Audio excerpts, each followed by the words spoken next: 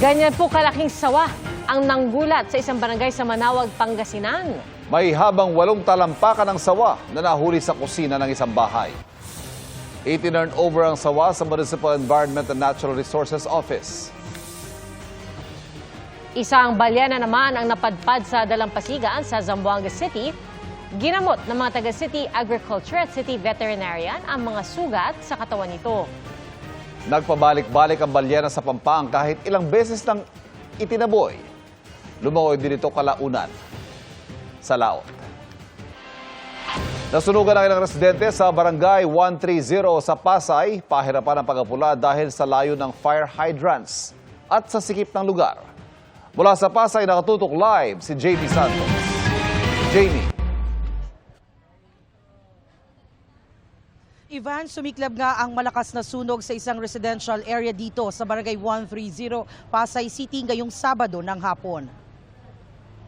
Nakuna ng isang residente ang nagngangalit na apoy at makapal na usok sa mga bahay na halos nasa likod lang ng isang estasyon ng pulis. Kwento ng ilang residente, una nilang napansin ang amoy ng usok bago kumalat ang malaking apoy. Ayon sa Bureau of Fire Protection, bandang 2:11 ng hapon nang matanggap ang ulat ng sunog at agad silang nagpadala ng mga fire truck at rescue unit. 2:14 ng hapon, itinaas ang sunog sa first alarm. Makalipas ang 6 na minuto, itinaas ito sa second alarm dahil sa lakas ng apoy at sa hirap na pasukin ng loob ng komunidad. May mga fire volunteer na pumuesto sa kabilang kalsada, sa tabi ng ilog at doon nagbomba ng tubig sa mga bahay na nasusunog. Ang mga residente naman nasa kalsada at sinusubaybayan ang operasyon ng mga bumbero. 2:36 ng hapon, itinaas na ang sunog sa third alarm upang makapagpadala pa ng karagdagang puwersa at kagamitan. 3:42 ng hapon, idineklarang under control ang sunog.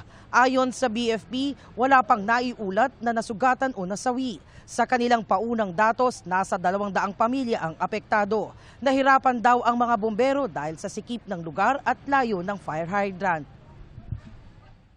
Kung makikita natin kayo ng area, napakasikip talaga yung mga fire truck natin na malalaki, yung mga tanker natin, is hindi talaga siya makapenetrate. Tsaka yung hydrant dito is medyo malayo yung mga pagitan. Ivan, 4:20 ng hapon nang ideklara na ng BFP na fire out yung sunog sa lugar pero nagpapatuloy yung isinasagawa nilang mopping up operation. Inaalam pa rin nila ang sanhi nito. Ang mga apektadong pamilya sa kalapit na eskwelahan pansamantalang manunuluyan. At yan ang latest mula rito sa Pasay. Balik sa iyo, Ivan. Maraming salamat, Jamie Santos. Rodrigo Duterte. Nakabaon na yan doon sa tali. Pag pinatay ako, Hiya naman kayo. Sa kauna-unahang pagkakataon, isang vice-presidente ng Pilipinas ang na-impeach ngayong taon. Isa sa mga naging batayan sa impeachment ni Vice President Sara Duterte ang questionableng paggamit sa milyon-milyong pisong confidential funds ng OVP at ng DepEd. Umusad po ang reklamo mula sa Kamara papunta sa Senado pero ilang beses na antala hanggang tuluyang na-archive matapos katigan ng Korte Suprema. May recap tayo dyan sa pagtutok ni Maki Pulido. That at least 215 members of the House of Representatives have verified and swore before him the said impeachment complaint against Vice President Sara Zimmerman Duterte. Is there any objection? The chair hears none. The motion is approved. The Secretary General is so directed.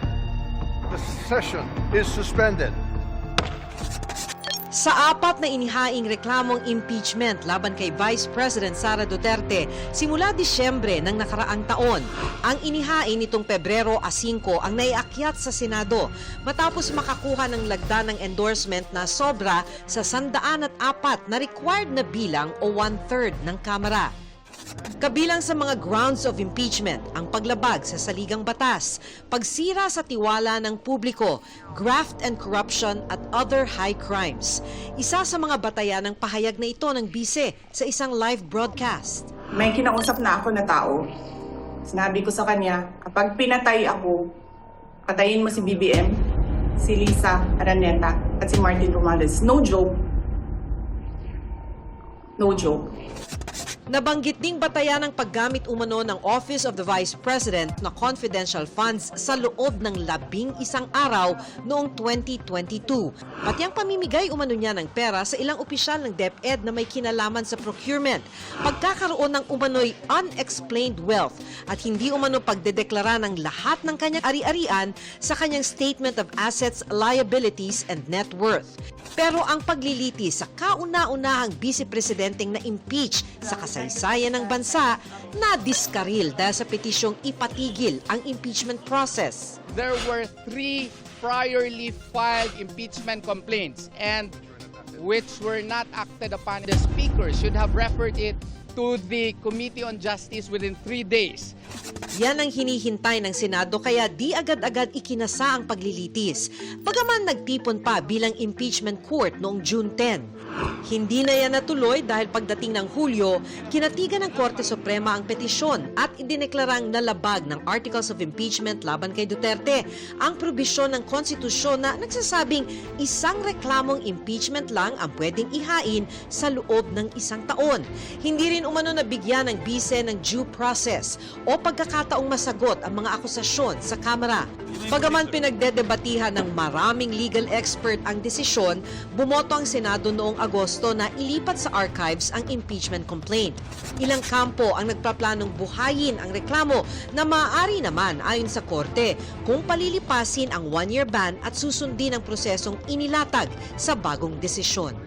Para sa GMA Integrated News, Maki Pulido, nakatutok 24 oras.